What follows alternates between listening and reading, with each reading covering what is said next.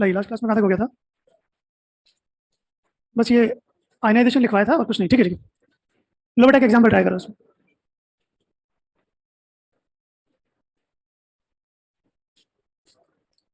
Degree of ionization of 0.1 molar H2CO3 are 50% and 20% respectively. तो बेटा अगर लास्ट क्लास में डिस्कस किया था एक से ज्यादा अल्फा है तो हम क्या करेंगे, दो स्टेप में स्प्लिट करेंगे। 50% and 20% respectively find the first. पहला आप निकाल के दोगे कंसंट्रेशन ऑफ बाइकार्बोनेट, सेकंड निकाल के दोगे कंसंट्रेशन ऑफ कार्बोनेट, और थर्ड निकाल के दोगे पीएच। ठीक है। और डिसोसिएशन कांस्टेंट, या एक काम करो, कंसंट्रेशन मत निकालना, वो तो आप निकाल दोगे, इसकी जगह आप निकालना कीजिए अल्फा की होने ट्राई कीजिए। कुछ भी फॉर्मूले याद नहीं रखने बेटा, केवल और केवल जो डिसोसिएशन लास्ट क्लास में सीखा था वो याद होना चाहिए। ट्राई करो, जैसे H3PO4 को तोड़ा था वैसे ही स्प्लिट करते जाइए।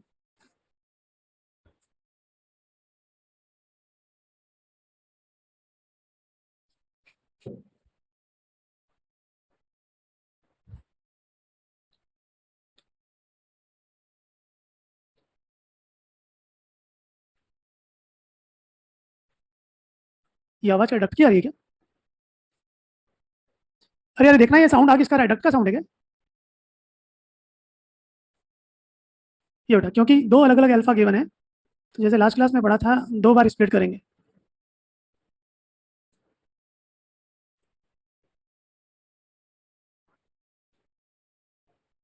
क्या हुआ? ये डक्ट चल कहाँ रहे हैं?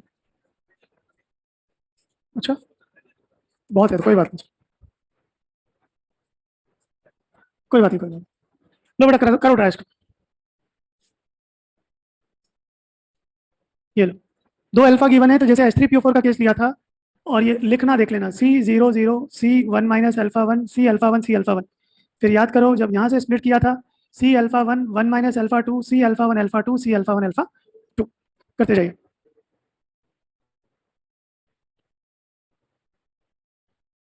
करो, उसमें कुछ भी रटना नहीं है, और ऐसे एग्जाम्पल एडवांस मेंस में कई बार आ चुके हैं एक से ज़्यादा अल्फा वाले।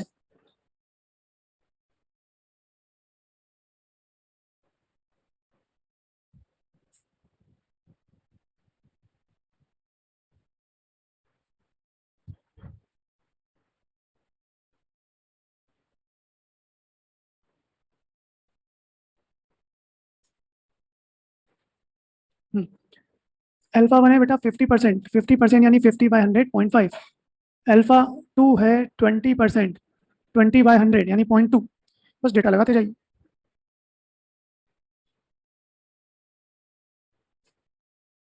करो, अल्फा गिवन है आपको 50% 20%, सोल्व कीजिए।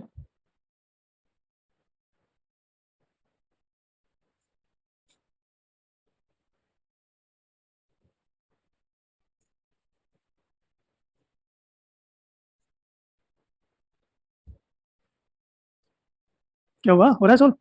बोली बाइकार्बोनेट की कंसंट्रेशन, तो बेटा बाइकार्बोनेट ये मत रखना, ये आगे यूज भी तो हुआ है। फाइनल कितना बचा? C अल्फा 1 1 - अल्फा 2, कंसंट्रेशन है 0.1, अल्फा 1 आपको गिवन है 0.5, और ये 1 माइनस 0.2 यानी 0.1 0.5 0.8, 8 5 40, तो 4 × 10⁻² आ रहा है। और यूनिट कंसंट्रेशन की मोलरिटी। टफ नहीं है, बस आपको ये स्प्लिट करना आना चाहिए। इसी तरह से डिसोसिएशन कांस्टेंट लिखो H2CO3 का, तो अगर इसको भी यही लिख दूं बेटा तो आप बताइए, जब डिसोसिएशन कांस्टेंट लिखेंगे H2CO3 का तो आप यही तो लिखोगे, कंसंट्रेशन ऑफ बाइकार्बोनेट H+ और कंसंट्रेशन ऑफ H2CO3। करो सॉल्व।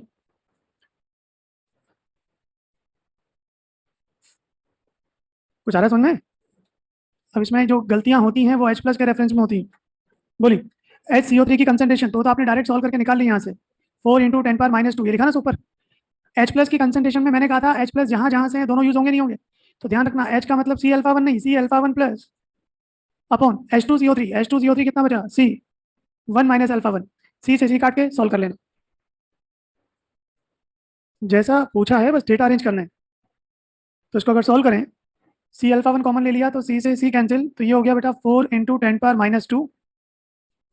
बोलिए अल्फा वन कितना है 0.5 प्लस ये कितना होगा 0.5 इंटू 0.2 और 1 माइनस 0.5 ये कितना बचा 0.5 0.5 यहाँ से कॉमनली कैंसिल तो 4 इंटू 10⁻², ये हो गया 1.2, सही कर रहा हूँ 12 4 जा, देखना यही आ रहा है क्या?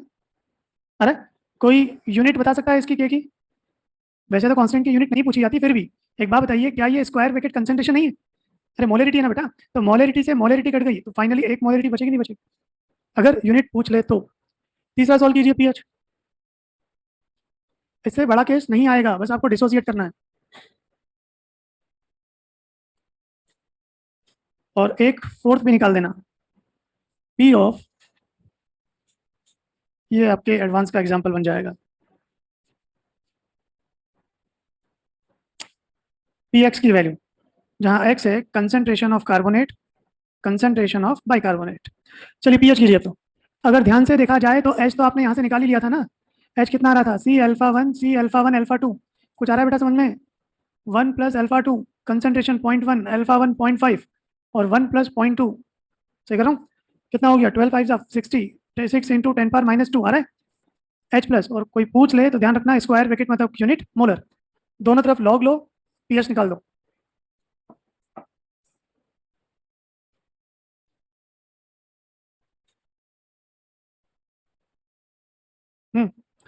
इसका लॉग लेके पीएच निकालोगे तो फाइनली देखना लॉग 6 कितना होता है 0.77, 1.23 आ रहा है क्या?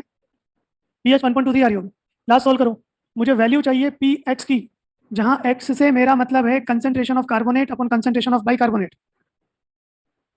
पी मतलब होता है माइनस लॉग। तो अगर आपको समझ में आया हो, बस ये दो इक्वेशन लिखनी आनी चाहिए, कैसा भी एग्जाम्पल हो हम कर लेंगे बेटा। सॉल्व करो, करो फोर्थ वाला और सेकंड वाला, ये दोनों आपके एडवांस के क्वेश्चन है, मतलब आपको मॉड्यूल में मिल भी जाएंगे, बस एसिड मैंने बदल दिया।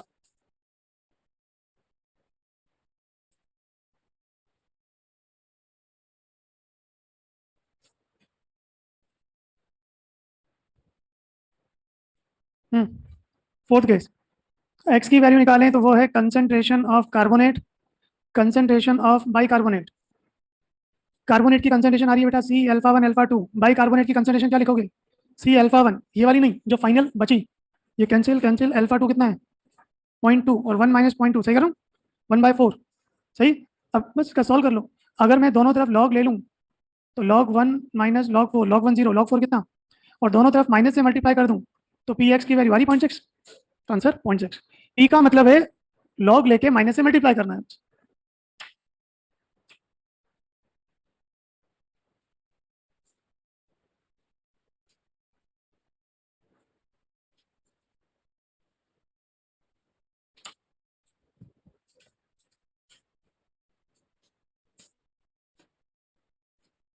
नेक्स्ट, फिफ्थ वैरायटी बेटा पीएच ऑफ,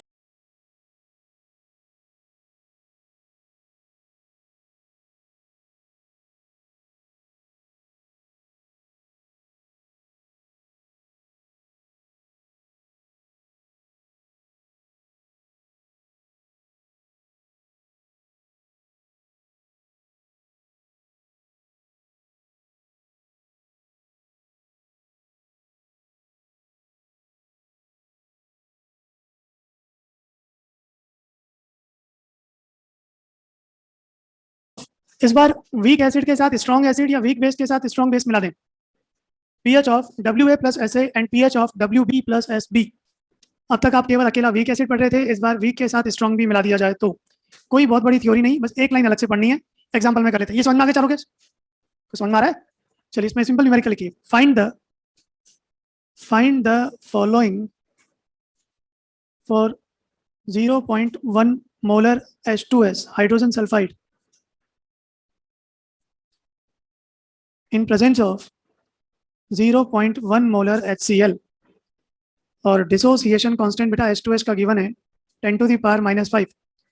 अगर क्लास में किसी को कंफ्यूजन है कि सर वीक और स्ट्रॉन्ग पहचान में नहीं आते तो ये बात पहले भी आ चुकी, हमेशा बेटा जिसका कांस्टेंट गिवन होगा वो क्या होगा, क्योंकि आप समझो याद करो के होता क्या था प्रोडक्ट बाय, अगर आप स्ट्रॉन्ग लेके चल रहे हो तो बेटा स्ट्रॉन्ग का अल्फा कितना होता है 100%, तो जो स्ट्रॉन्ग होगा वो तो 100% टूटेगा ना, तो स्ट्रॉन्ग वाले में लास्ट में रिएक्टेंट कितना हो जाएगा, अरे जो 100%, सोच के देखो अगर ये पूरा टूट जाएगा तो इसका अल्फा कितना हो जाएगा 100%।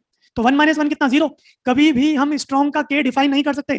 तो कभी भी अगर आपको कोई ऐसे नए कंपाउंड मिल जाए ऑर्गेनिक कुछ ऑर्गेनिक इनऑर्गेनिक के कि सर पता ही नहीं चला कौन स्ट्रॉन्ग कौन वीक, तो जिसका के गिवन है वो हमेशा क्या होगा, और जिसके के का डिस्कशन नहीं है, जो इसका के गिवन नहीं है वो क्या होगा बेटा, स्ट्रॉन्ग। इस एग्जाम्पल को ट्राई करते हैं, इसकी थ्योरी देख लो, आप कहोगे तो एक एग्जाम्पल फिर मैं आपसे करवा दूंगा, ध्यान से देखना। पहला आपको इसमें ट्राई,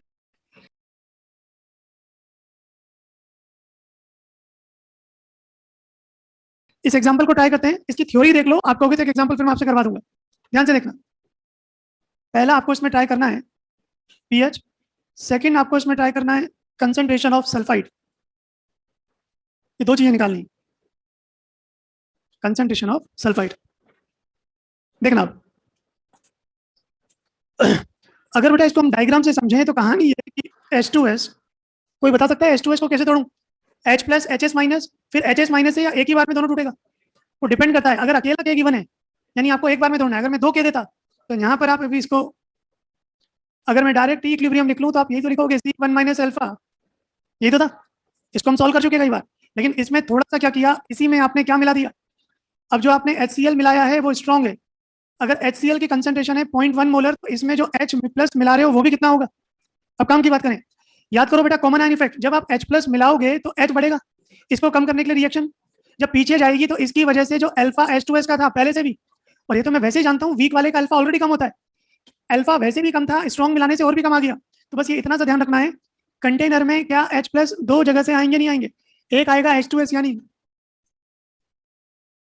और दूसरा, लेकिन आप खुद बोल रहे हो कि अल्फा इसका कम होगा, तो जब इसका अल्फा कम होगा H कम देगा, तो स्ट्रॉन्ग के कंपैरिजन में आपको विश्वास नहीं हो तो क्या आप इसका K = C अल्फा स्क्वायर नहीं लगाते थे। अरे मान लो ये नहीं मिलाया, K का फॉर्मूला याद आ रहा है, इसका K गिवन है, कंसंट्रेशन गिवन है, अल्फा निकाल लो, अल्फा की वैल्यू वैसे ही 0.01 से कुछ आ रही है, तो वीक वाले का अल्फा वैसे भी कम था और कॉमन आयन की वजह से और भी, तो बस ध्यान रखना H प्लस 2 जगह से आएंगे लेकिन स्ट्रॉन्ग के कंपैरिजन में नेग्लिजिबल है, तो ये एक लाइन का इक्वेशन है। तो H प्लस मेजरली कहां से आ रहे हैं, कितने लॉग लेके पीएच नहीं निकाल सकते। दूसरा पार्ट आप मुझे ट्राई करके बताओ, इससे ज्यादा थ्योरी नहीं है, करो ट्राई। ऐसे केस में बेटा हमेशा वीक वाले का अल्फा नेग्लिजिबल होगा।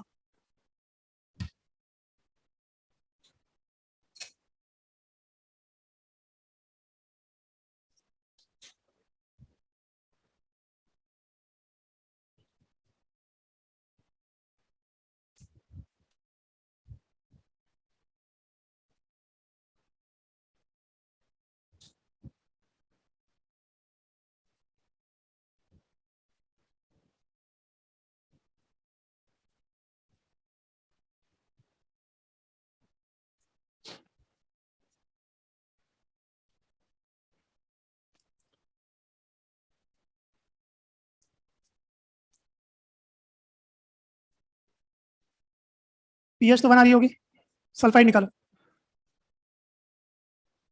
सर कॉमन आयन वाला वापस समझा दो बेटा, कॉमन आयन की वजह से वीक वाले का अल्फा कम होता है, तो जब कॉमन आयन से इसका अल्फा कम होगा, जब अल्फा की वैल्यू कम होगी तो वीक वाले की वजह से H प्लस भी कम होगा, तो इसको स्ट्रॉन्ग के कंपैरिजन में हटा भी देंगे तो आंसर में फर्क नहीं पड़ेगा। बोलिए इसका अगर मैं डिसोसिएशन कांस्टेंट लिखूं तो आप यही तो लिखोगे H प्लस इस रिएक्शन के हिसाब से स्क्वायर सल्फाइड और H2S। अब आप भी जानते हो यहाँ पर H प्लस देने वाले दो हैं, एक H2S से आ रहा है और दूसरा, लेकिन हमने पढ़ लिया क्योंकि कॉमन आयन है इसलिए H के कितना दिया है, बस जो ध्यान रखने वाला पॉइंट है इसमें ही है बेटा, H प्लस 2 जगह से आएंगे, लेकिन मैं इसको नेग्लेक्ट कर दूं तो H प्लस मेजरली कहां से लिखूंगा, सल्फाइड की कंसंट्रेशन आपको चाहिए और H2S कितना, तो जब आप बोल रहे हो अल्फा कम होगा तो 1 - अल्फा को लमसम हो गया सॉल्व, एक लाइन का क्वेश्चन। मैं कोशिश कर रहा हूँ कि पिछले 5-6 साल में जो वैरायटी है फंसी हुई है एग्जाम में उनको ले लूँ बोर्ड पे, ये सब आपके आए हुए हैं, इसको रिपीट करना है। वीक और स्ट्रॉन्ग में बेटा वीक वाले का अल्फा इतना कम है कि उसको कंसीडर नहीं करना, बस इतना सर। सॉल्व किया तो जरा बताना सल्फाइड की कंसंट्रेशन कितनी, 10⁻² -3, सी कितना है -4, और कंसंट्रेशन की यूनिट मोलर। लोगे हो जाएगा बेटा। तो कभी भी वीक में स्ट्रॉन्ग हो और यही केस आप वीक में स्ट्रॉन्ग बेसिकली लगा सकते हो, कर लोगे। बस ध्यान रखना है कि जो आएगा वो केवल किसकी वजह से आएगा, स्ट्रॉन्ग की वजह से। अरे रिपीट करूं, समझ में आया कुछ। इसके बाद एक 6 केस बचा है, वो भी पढ़ लो। 6 number, pH of WA plus WA, अगर 2 वीक एसिड ले लें, या pH of WB plus WB, 2 weak base ले लिए जाए, पीएच ऑफ, इसमें भी कुछ ज़्यादा थ्योरी है नहीं, इसमें मैं डेरिवेशन नहीं कर रहा, इसमें बेटा आप सीधा फॉर्मूला लिख देना। अगर दो या दो से ज़्यादा वीक एसिड है, याद है एच का फॉर्मूला होता था के ए इंटू सी, सिंपल वीक एसिड है, और अगर एक से ज़्यादा हैं फर्स्ट एसिड के लिए, सेकंड एसिड के लिए, और अगर थर्ड हो, सबको जोड़ते जाओ और ये स्क्वायर रूट। अगर आपने पढ़ा हो तो एच प्लस का फॉर्मूला यही था ना, के इंटू सी। मैं इसका डेरिवेशन नहीं कर रहा, अभी 2-3 मिनट खराब होंगे और फाइनली रिजल्ट ही काम आता है, जहाँ जरूरत है वहाँ कर दूंगा। इसी तरह अगर दो या दो से ज़्यादा बेटा वीक बेस हो, भाई आप समझो अगर वीक बेस और स्ट्रॉन्ग बेस है तो वो वाला केस हम कंसिडर कर चुके, कर लोगे तो इसमें भी वही है, ओ एच का फॉर्मूला के बी इंटू सी, इसी तरह से के बी इंटू सी, जितने भी टाइप के वीक बेस हैं। अब इसमें आप गलतियां करोगे कंसंट्रेशन में, वो मैं एग्जांपल करवा देता हूँ।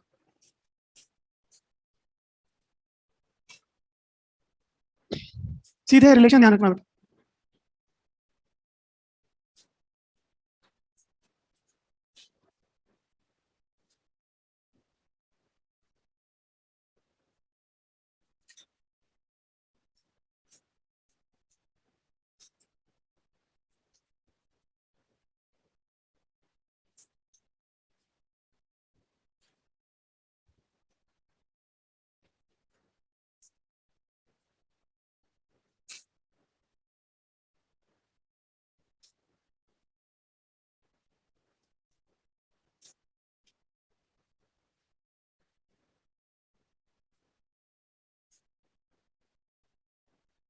कोशिश कर, दो वीक एसिड है, दोनों को मिलाया है इक्वल वॉल्यूम में, बताइए फाइनल सॉल्यूशन की पीएच। मैंने केवल एसिड बदले हैं, वरना ये भी अपने एग्जाम का क्वेश्चन है, वहाँ फॉर्मिक की जगह एसिटिक एसिड था। दो वीक एसिड है बेटा, पता कैसे लगेगा, जिस जिसका के गिवन है वो हमेशा वीक सब्सटेंस है।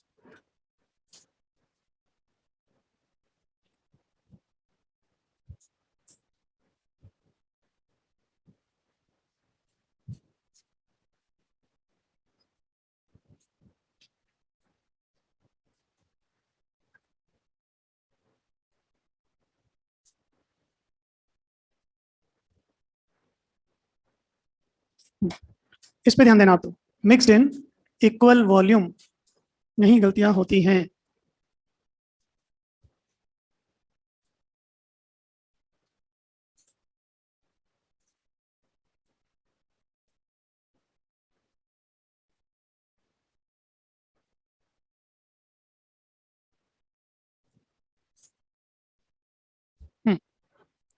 देखिए ये केस बड़ा सिंपल सा, दोनों वीक एसिड हैं, सिंपल फॉर्मूला ही लगेगा, लेकिन बेटा समझो ध्यान से, अगर आपने सपोज मान लो इसका 1 ग्राम लिया हुआ है तो ये दूसरे एसिड से रिएक्ट नहीं करेगा, तो यहाँ भी तो 1 ग्राम ही रहेगा, यानी अगर मास सेम है तो मोल सेम है। तो आप समझिए ध्यान से, यहाँ पर इसकी कंसंट्रेशन है 0.1, वॉल्यूम सपोज वी, कंसंट्रेशन है 0.1 और वॉल्यूम सपोज वी। अब ये टोटल वॉल्यूम कितना, जब टोटल वॉल्यूम ये हो गया तो अब इसकी फाइनल कंसंट्रेशन ये कम से कम 0.1 तो नहीं आएगी, अरे वॉल्यूम बदल चुका ना। तो आप समझिए यहाँ पर जो सी रखोगे ये मिक्सिंग के बाद, मिलाने के बाद कंसंट्रेशन है, डायरेक्ट 0.1 मत डालना। अब एक बात बताओ, अगर फॉर्मिक एसिड की बात करें, क्या ये मानते हो कि जितने मोल मिक्सिंग के पहले इनिशियल होंगे उतने ही मोल फाइनल होंगे, और मोल का रिलेशन बेटा हमें पता है मोलरिटी इनटू। तो आप बताइए फॉर्मिक एसिड के मिलाने के पहले मोलरिटी कितने वॉल्यूम में रखा था, मिक्सिंग के बाद नई मोलरिटी चाहिए यहाँ पर कितनी, और वॉल्यूम कितना हो गया। आपके एग्जाम में जो आया था वो इक्वल वॉल्यूम की जगह 1:2 था, तो 1:2 था तो इसको वी मान लेना, इसको 2 भी मान लेना यार। सॉल्व किया तो फाइनल जो मोलरिटी आ रही है कितनी आ रही है, बिल्कुल इसी तरह मिक्सिंग के बाद हाइड्रोजन साइनाइड की फाइनल मोलरिटी निकालो और फिर फॉर्मूला लगा दो। वॉल्यूम बदला है तो कंसंट्रेशन भी तो बदलेगी, आया समझ में। उसमें जो वर्ड है ना इक्वल वॉल्यूम, इसको समझो थोड़ा सा। क्या नहीं, वो नहीं कर सकते बेटा, आप समझो कि दोनों को मिलाओगे तो इसका एच इसमें जुड़ेगा, रिएक्शन ये भी पीछे जाएगी, इसका एच इसमें भी ऐड होगा, तो लीच एटलियर प्रिंसिपल लगने की वजह से फर्क पड़ेगा, तो दोनों को कंबाइन करके रखा जाएगा। जब एक में दूसरा मिला दोगे कॉमन आयन तो फर्क पड़ेगा नहीं पड़ेगा, के पे फर्क नहीं पड़ा, बाकी के पे पड़ा होगा। तो ये जो फॉर्मूला है ना डिराइव करा, ये कॉमन आयन वहां से निकाला हुआ है, इसमें कॉमन आयन कैंसिल करके निकाला हुआ है, ठीक है। जब इसका डिसोसिएशन कांस्टेंट लिखोगे तो एच में दोनों एच जोड़ोगे, इस वजह से आया। अब वो भी मेरा क्या 4-5 मिनट खत्म हो जाते हैं आप, इसलिए मैंने छोड़ दिया उसको। इसी तरह HCN की मोलरिटी निकालो, सेम आएगी, और फिर अब इसको फॉर्मूले में रखो।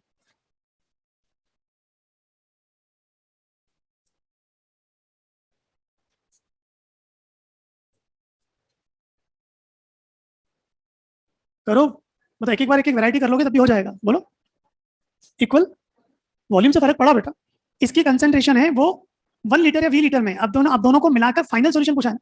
जब दोनों को मिलाया तो वॉल्यूम, सपोज मान लो ये 1 और 1 था, वॉल्यूम कितना हो गया। क्या मोलरिटी का फॉर्मूला मोल अपॉन वॉल्यूम नहीं होता, मिक्सिंग के बाद अगर वॉल्यूम चेंज होगा तो मोलरिटी 0.1 नहीं ले सकता, नहीं मोलरिटी रखी। अगर मैं बोलता इक्वल की जगह वॉल्यूम का रेशो 1:2, तो ये 1 भी होता तो कितना होता? तो अब टोटल वॉल्यूम कितना हो जाता? फिर आप क्या करते? m/v equals to final molarity, और फाइनल मोलरिटी कितनी? 1+2। तो ये फर्क पड़ता। तो जैसा वॉल्यूम है वैसा ही सॉल्व होगा। आया समझ?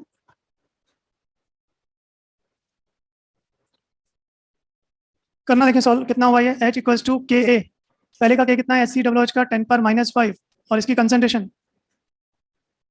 सेकंड है 2 × 10⁻⁵ और इसकी कंसंट्रेशन होल पावर 1/2, यही ना?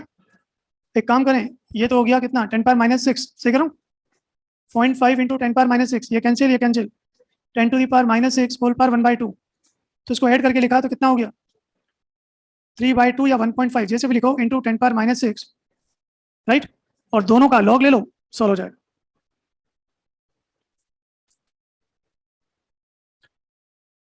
करो बेटा। ये एक के इंटू सी लिखा है, ये दूसरे का के इंटू सी लिखा है। अगर मैं इसका दोनों तरफ लॉग ले लूँ तो log h equals to 1/2 log a upon b, इसको लिखा log 3 log 2 प्लस log 10⁻⁻6। तो 1/2 log 3 की वैल्यू 0.47, log 2 कितना? 0.3, माइनस से मल्टीप्लाई कर देना, pH आ जाएगा।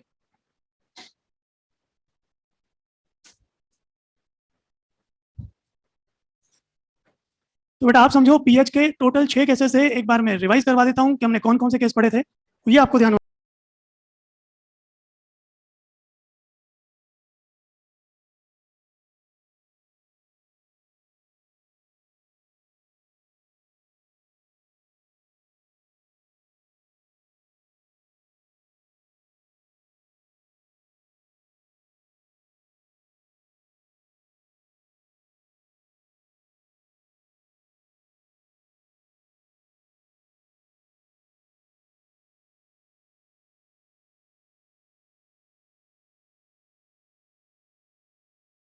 होने चाहिए। ये कर लोगे अब तो?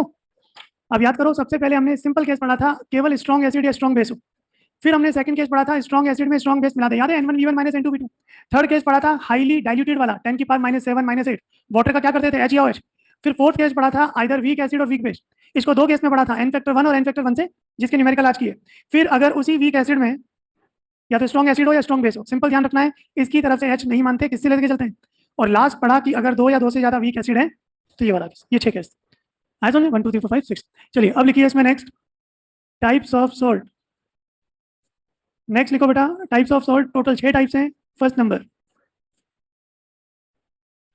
Simple salt. कर लोगे इसको? मैंने इतना लिखे छोड़ दिया, बाकी मैथमेटिकल पार्ट है। टाइप्स ऑफ सॉल्ट में 6 टाइप्स हैं। Number 1, first number simple salt. दिखाऊं? देखिए,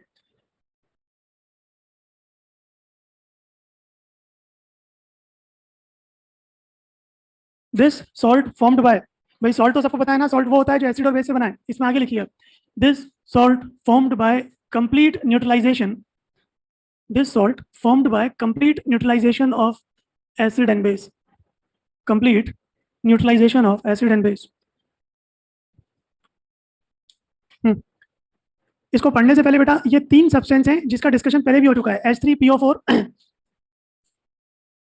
H3PO3 और H3PO2, याद है इनके इनफेक्टर? H3PO3 में रिप्लेसेबल H कितने? यहाँ पर, ठीक है? अब सुनिए, आपको वो सॉल्ट बनाना है जिसमें एसिड में एक भी H या बेस में एक भी OH रिप्लेसेबल ना बचे। जैसे इसको देखो, ये सारे किस कैटेगरी में आ रहे हैं? Simple salt. NaOH का OH हट चुका, HCl का H हट चुका, Na3PO4 में NaOH का OH हट चुका, H3PO4 के 3 H रिप्लेसेबल होते हैं, सारे H रिप्लेस हो गए। अब मैं कुछ एग्जांपल लिख रहा हूँ। कुल मिलाकर सिंपल सॉल्ट में एक भी रिप्लेसेबल H या OH नहीं होना चाहिए। इस एग्जांपल को देखो, सिंपल सॉल्ट है, क्योंकि ध्यान से समझना, H3PO3 में कितने H रिप्लेस हो सकते थे, और वो दो कैटायन किसके थ्रू रिप्लेस हो गए? ये जो H दिख रहा है ये रिप्लेसेबल नहीं है, क्योंकि अगर आपको डायग्राम बताओ, मैंने रेडॉक्स बनाया था, ये सीधा फास्फोरस से जुड़ा हुआ है। आप जानते हो फास्फोरस हाइड्रोजन की इलेक्ट्रोनेगेटिविटी लमसम सेम है, इसलिए बॉन्ड नहीं टूटता। इस एग्जांपल को देखिए, Na, आपको लग रहा होगा कि सर 2 हाइड्रोजन, लेकिन बेटा ये दोनों हाइड्रोजन रिप्लेसेबल नहीं है। इस एसिड से एक H रिप्लेस हो सकता है और उसको सोडियम ने रिप्लेस। तो वो सॉल्ट जिसमें अब रिप्लेसेबल H या OH नहीं, उन्हीं को क्या बोलते हैं? Simple salt. एग्जांपल लिख लीजिए,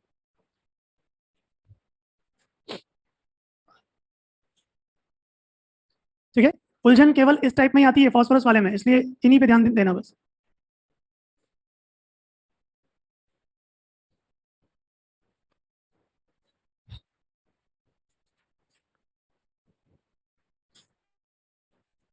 सेकंड नंबर एसिडिक सॉल्ट।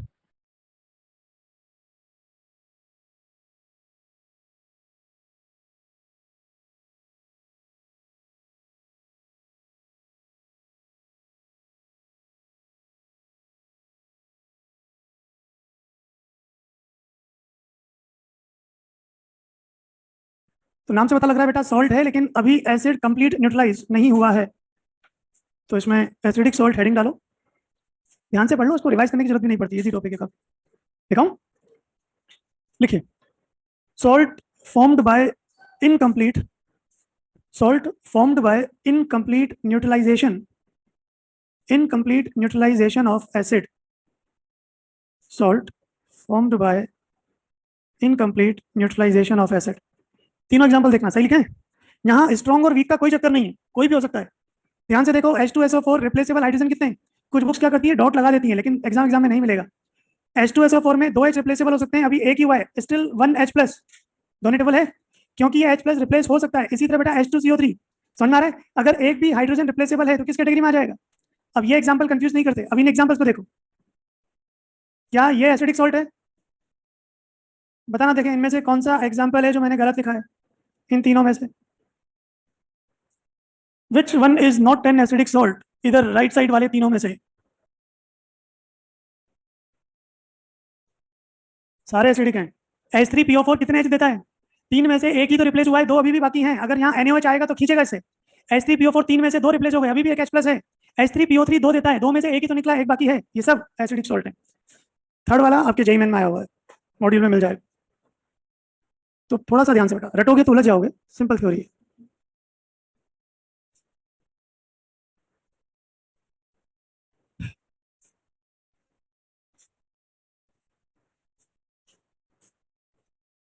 इसके बाद थर्ड हेडिंग लिखो, बेसिक सॉल्ट। तो इसकी डेफिनेशन बता सकते हो। एसिडिक सॉल्ट बेटा क्या बोला था? जिसमें एसिड मतलब सॉल्ट है लेकिन नेचर वाइज अभी भी H प्लस दे रहा है, तो साफ दिख रहा है ये क्या होगा, OH डोनर है। तो लिखिए, salt formed by incomplete neutralisation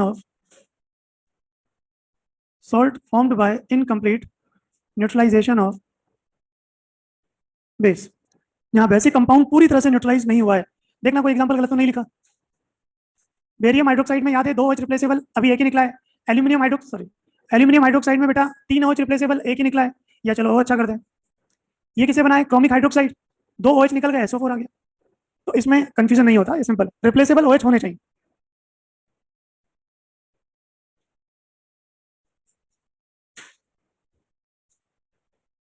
इसके बाद फोर्थ नंबर मिक्स्ड सॉल्ट। देखते जाइए, थ्योरेटिकल पार्ट ज्यादा है लेकिन सिंपल है। मिक्स्ड सॉल्ट लिखाऊं? सॉल्ट विच गिव्स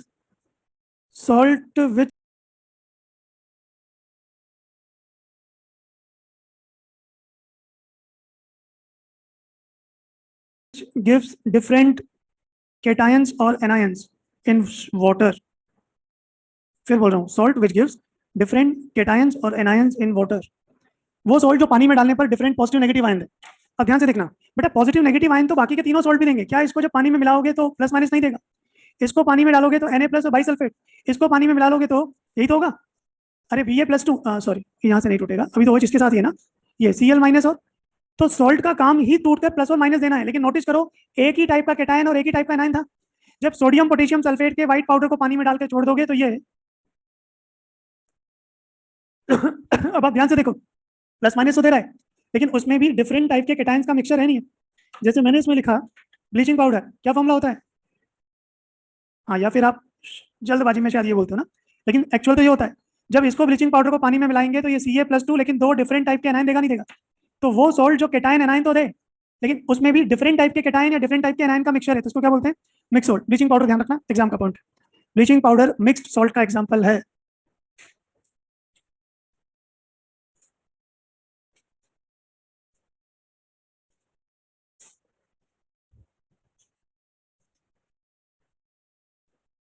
वापस पूछो, H3PO4 2H और 2H रिप्लेस हो गए? हाँ हो गया ना। अच्छा अच्छा, वो हाँ होगा ना, वो भी इसमें ही होगा।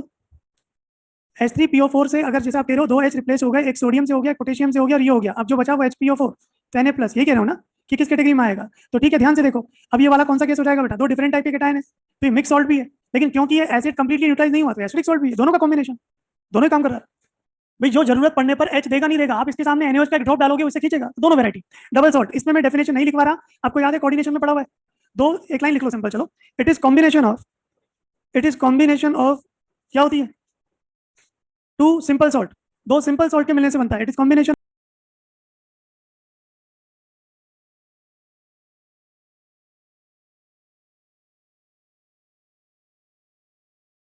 इट इज कॉम्बिनेशन ऑफ, क्या होती है, टू सिंपल सॉल्ट, दो सिंपल सॉल्ट के मिलने से बनता है, इट इज कॉम्बिनेशन।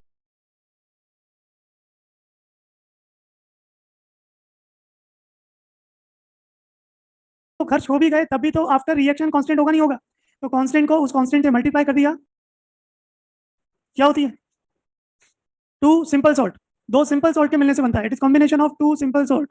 जैसे एग्जांपल लिखूं, एक लाइट का लिख लो, KCl MgCl2 डॉट 6H2, और लो एक और लिख लो, ये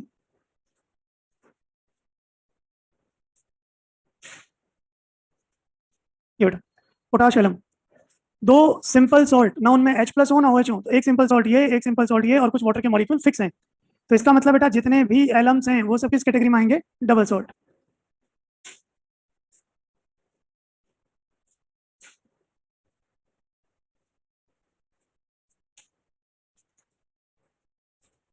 और इसके बाद 6 नंबर कॉम्प्लेक्स सॉल्ट। तो कॉम्प्लेक्स सॉल्ट की डेफिनेशन से कोई मतलब नहीं, इसको देखिए, ये एग्जांपल ले लो, ये कोऑर्डिनेशन कंपाउंड है, जिसे आप कॉम्प्लेक्स सॉल्ट बोलते हो उसका मतलब कोऑर्डिनेशन कंपाउंड ही है। जब इसको मैं वाटर में डालूंगा तो बेटा ये आयोनाइज होने के बाद, टूटने के बाद देगा Fe। अब कहानी आप भी जानते हो, ये आपके नॉर्मल आयन है, लेकिन ये आपके पास, इसी को तो कोऑर्डिनेशन स्फीयर बोलते थे, ये कॉम्प्लेक्स आयन है। कॉम्प्लेक्स आयन का रीजन पता है आपको सबको, क्योंकि इसका स्ट्रक्चर कॉम्प्लिकेटेड है, याद है, सेंटर एलिमेंट Fe, फिर लिगेंड जुड़े हुए हैं कोऑर्डिनेशन बॉन्ड से, तो वो सब्सटेंस जो कॉम्प्लेक्स आयन दे उसी को मैं बोलूंगा कॉम्प्लेक्स सॉल्ट, यानी जितने भी कोऑर्डिनेशन कंपाउंड है वो कॉम्प्लेक्स सॉल्ट हो जाएंगे और कुछ नहीं। तो टाइप्स ऑफ सॉल्ट तो बेटा ये हो गए। अब मान के चलिए हमारे एग्जाम्पल आया तो इंटीजर हिसाब से न्यूमेरिकल ही आएगा, सॉल्ट हाइड्रोलिसिस। सॉल्ट हाइड्रोलिसिस का मतलब आप भी जानते हो, सॉल्ट की रिएक्शन वाटर से करा दो तो कभी जिससे मिलकर बना था उन्हीं एसिड बेस में वापस टूट जाएगा, सॉल्ट हाइड्रोलिसिस। ठीक है, ये 4 केस में होगा। पहला बेटा लेके चल रहे हैं हाइड्रोलिसिस ऑफ सॉल्ट ऑफ, यहाँ लिख देता हूँ, first number hydrolysis of salt of, कोई भी केस उठा लो। आप बताइए, अगर देखा जाए तो बेटा सॉल्ट जिस एसिड बेस से मिलकर बना है, 4 ही तो केस पॉसिबल हैं, या तो एसिड वीक होगा या स्ट्रॉन्ग होगा, या तो बेस वीक होगा या, तो मैं यहाँ लिख रहा हूँ उसको, hydrolysis of salt weak acid plus strong base. अब अगर हम चारों के डेरिवेशन करेंगे तो हमारा कम से कम 1 घंटा खराब हो जाएगा, और डेरिवेशन अपने कभी आते नहीं, एक जरूर करवा देता हूँ ताकि थियोटिकल पॉइंट क्लियर हो जाए। एक देख लो बेटा, फिर न्यूमेरिकल करेंगे, और आपको लगे डेरिवेशन यूज नहीं करना, जरूरत कभी पड़ेगी भी नहीं, सीधा रिजल्ट लिख लेना। मैं कुछ एग्जाम्पल लिख रहा हूँ, जरा बताना फटाफट कौन सा इस कैटेगरी में नहीं आएगा।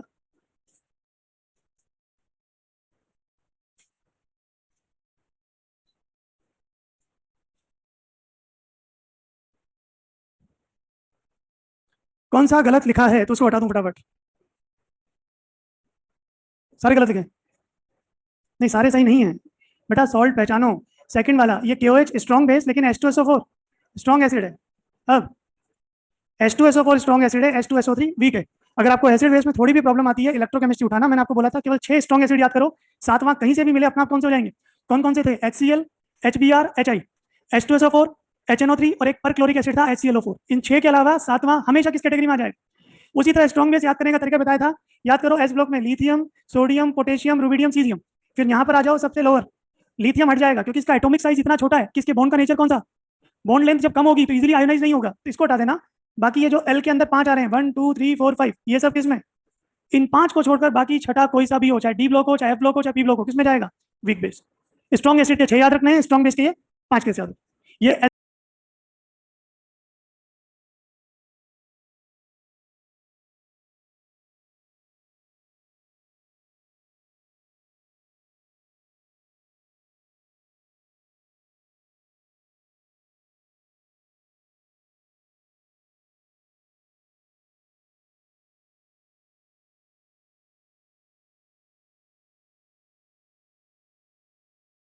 एज सच डिस्कशन पहले हो चुका, इलेक्ट्रो में लिखा हुआ है आपके पास। Can I start?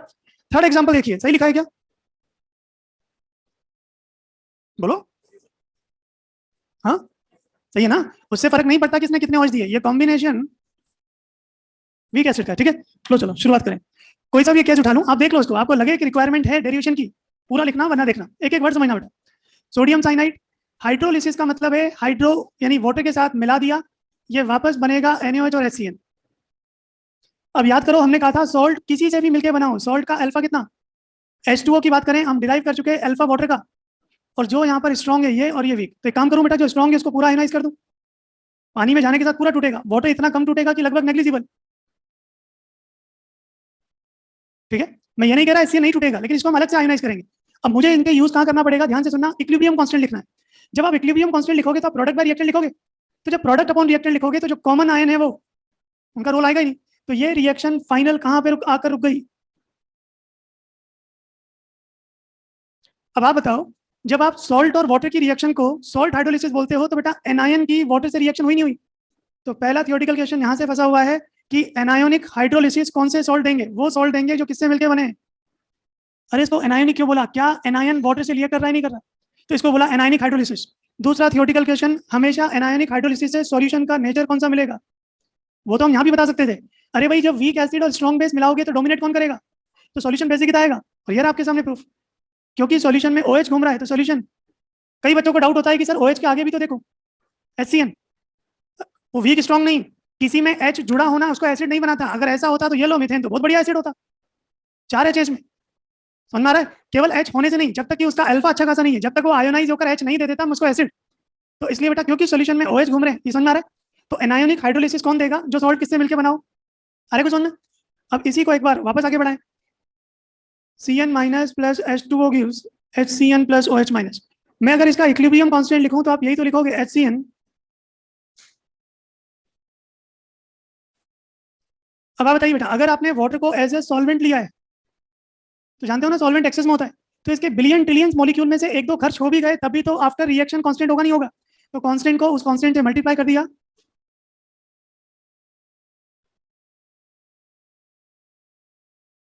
क्या बचा, Cn माइनस, ठीक। और K इंटू H2O ये कांस्टेंट, ये इक्विलिब्रियम कांस्टेंट, इसकी जगह एक नया डेटा डाला KH। कई बच्चों को कंफ्यूजन होता है कि सर आपने लास्ट क्लास में इसको KW बोला था, तो KW तो इसलिए बोला था कि इधर देखो वहां H और OH लिखे थे, क्योंकि वो वाटर के आयंस का प्रोडक्ट था इसलिए KW। ये तो बेटा साफ दिख रहा है आयन के हाइड्रोलिसिस से आ रहा है, तो इसे बोला मैंने KH। KH को बोलते हैं हाइड्रोलिसिस कांस्टेंट, वो हाइड्रोलिसिस शो करता है। तो KH की वैल्यू कितनी आ गई, इक्वेशन नंबर 1। अब जिसको मैंने वीक मानकर छोड़ दिया था मैं उसको अलग से तोड़ रहा हूँ, तो बेटा HCN टूट के देगा H प्लस Cn माइनस। इसका इक्विलिब्रियम कांस्टेंट क्या लिखोगे, H plus Cn minus upon equation number 2। इन दोनों में रिलेशन बनाने के लिए काम करो, KH को KA से मल्टीप्लाई करो, डायरेक्ट लिख रहे हैं। Cn माइनस से Cn कैंसिल आउट, HCN से HCN कट जाएगा, फाइनल क्या बचेगा। और H और OH इस डेटा को क्या लिख सकते हैं, तो चाहो तो हम डायरेक्ट याद रख लेंगे KH की value KW by KA। K क्या होता है, जो भी वीक एसिड का उसका कांस्टेंट। भाई K भी तो नहीं आ सकता, याद है ना, हमेशा कांस्टेंट किसका यूज होगा, जो वीक हो। तो एक रिलेशन। अब इसमें थोड़ा सा और आगे बढ़े, एक बार बेटा फिर उस रिएक्शन को यूज कर रहा हूँ, Cn माइनस, ठीक है। घर जाके डेरिवेशन लिखकर कुछ भी याद नहीं करना, अपना टाइम ही खराब करोगे, जो याद करने का पॉइंट है मैं समझा दूंगा, बस आप पॉइंट समझते जाइए। HCN plus OH minus, T equals to 0 और T इक्विलिब्रियम। मान लो बेटा कंसंट्रेशन C, क्योंकि ये सॉल्वेंट है, सॉल्वेंट की कंसंट्रेशन में चेंज नहीं आएगा, इसलिए इसको डैश मान के छोड़ रहा हूँ, 0 0 यही लिखना चाहिए। अरे यहाँ से कुछ लिख भी दोगे तो चेंज थोड़ी आएगा भाई।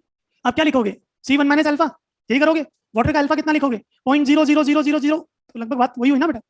अब आप मुझे बता सकते हो अल्फा क्या होता था, अल्फा होता था या तो डिसोसिएशन या आयनाइजेशन। किसी को अभी भी कंफ्यूजन है तो एक बार फिर सुन लो, मैं PCl5 को तोड़ूं तो ये आयन नहीं देगा, केवल डिसोसिएट हो रहा है, तो इसके अल्फा को बोलेंगे डिग्री ऑफ डिसोसिएशन। लेकिन इसकी जगह अगर मैंने HCl ले लिया तो टूट तो रहा है, लेकिन टूटने में भी क्या हो रहा है, आयोनाइज, तो इसके अल्फा को बोलेंगे डिग्री ऑफ आयनाइजेशन। समझ में आ रहा है। इस केस में देखो, मैं अल्फा लिख तो रहा हूं लेकिन गलत है बेटा, आयनाइजेशन आप खुद समझो, क्या मैं साइनाइड को इस तरह तोड़ रहा हूं क्या। तो यहाँ पे अल्फा लिखना गलत है, अल्फा की जगह एक नई टर्म डाल रहे हैं हम, काम वही करेगा, आपके कंफर्ट के लिए मैं लिख देता हूँ। ये अल्फा और H एक ही बात है, बस H यहाँ क्या शो करता है, एनायन का वाटर के साथ रिएक्शन हाइड्रोलिसिस। अब अगर मैं लिख दूं ये H डिग्री ऑफ हाइड्रोलिसिस, किसी को प्रॉब्लम है तो आप अल्फा मान के चल सकते हो। बोलिए, जब इसका KH लिखेंगे, जब इसका KH लिखेंगे तो डायरेक्ट लिख रहा हूँ HCN इंटू OH, क्या आ जाएगा, C से C कैंसिल, क्या बचा वही थ्योरी, सॉल्व करोगे एच निकालोगे, अगर एच 5% से कम आता है तो नेगलेक्ट कर सकते हो, 5 से ज्यादा आता है तो नेगलेक्ट। और दुनिया का कोई सा भी एसिड उठा लेना, एच 5% से छोड़ो 1% भी नहीं आता, बहुत कम जाता है। तो हर बार न्यूमेरिकल में डेटा हाइड्रोलिसिस बहुत ज्यादा नहीं होता। बट यहाँ से अगर मैं एच निकाल लूँ तो एच की value K H by C square root, और अगर के एच की वैल्यू हम यहाँ से डाल दें के डब्ल्यू अपॉन के ए इंटू सी, अरे ये कुछ भी यहाँ से याद नहीं करने।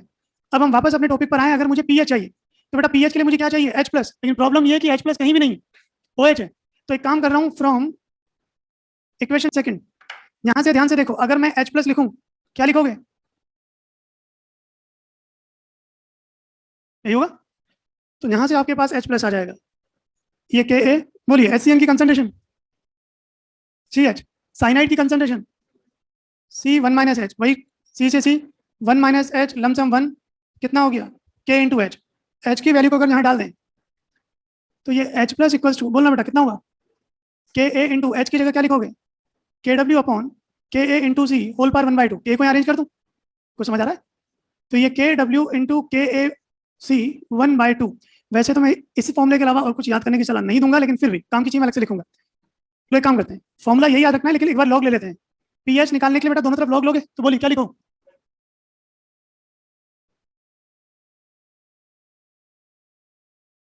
ठीक है। अगर पीएच चाहिए minus minus minus minus minus plus, जहां जहां माइनस लॉग है, तो आप बताइए इसको क्या करूं। मैंने आपको कहा था हमेशा बेटा माइनस लॉग लेके पी क्यों लिखते हैं, क्योंकि डेटा बहुत छोटा होता है। अब इसकी वैल्यू देखो ना, याद है के डब्ल्यू की वैल्यू रूम टेम्परेचर पे 10 to the power minus 14, concentration कितनी सी होती है 0.1 0.2, ये इतना छोटा थोड़ी है। बहुत छोटे डेटा के लिए पी लगाते हैं। तो हाल फिलहाल simple p H equals to 1/w p K डब्ल्यू प्लस पी के, कंसंट्रेशन को एज सच याद करो, के डब्ल्यू की वैल्यू कितनी, रूम टेम्परेचर 10 पावर माइनस 14, तो पी के डब्ल्यू कितना 14 आता है। रूम टेम्परेचर हाफ से मल्टीप्लाई कर दिया 7 प्लस 1/2, तो कुछ भी याद नहीं करना, मैं अलग से लिखाऊंगा। ये कुछ समझ में आया नहीं आया। अब इसमें काम की बात करें, मैं एग्जांपल बदल रहा हूं, उसमें मैं NaCN नहीं ले रहा, मैंने ले लिया Na2CO3। शुरू करते हैं वापस, मान के चल रहा हूँ 2-3% समझ में आया होगा। जब Na2CO3 लोगे तो क्या यहाँ पे 2NaOH नहीं आएगा, 2NaOH को जब तोड़ोगे तो 2Na प्लस और 2OH माइनस नहीं आएगा। जब ये 2OH माइनस चलेगा और उसका K लिखोगे तो OH की पावर में 2, अरे याद है ना जिसका कोफिशिएंट है पावर में, जैसे ही OH की पावर 2 आई पूरा डेरिवेशन चेंज, सारे फॉर्मूले चेंज। यानी हर बार सॉल्ट बदला, हर बार आपको एक नया डिराइव करना पड़ेगा। यही तो होगा। वो क्यों हुआ, क्योंकि आप मोल में चले गए। बेटा आप देखो, आपने तो बोला कि सर इसके 1 मोल में सोडियम के 2 मोल और कार्बोनेट के 1 मोल। हेलो, अगर आप मोल के हिसाब से तोड़ के चल रहे हो तो आपको हर बार नया डिराइव करना पड़ेगा। लेकिन अगर मैं इक्विवेलेंट की बात करूं, याद है इसके मोल के हिसाब से अगर मैं लिखूं,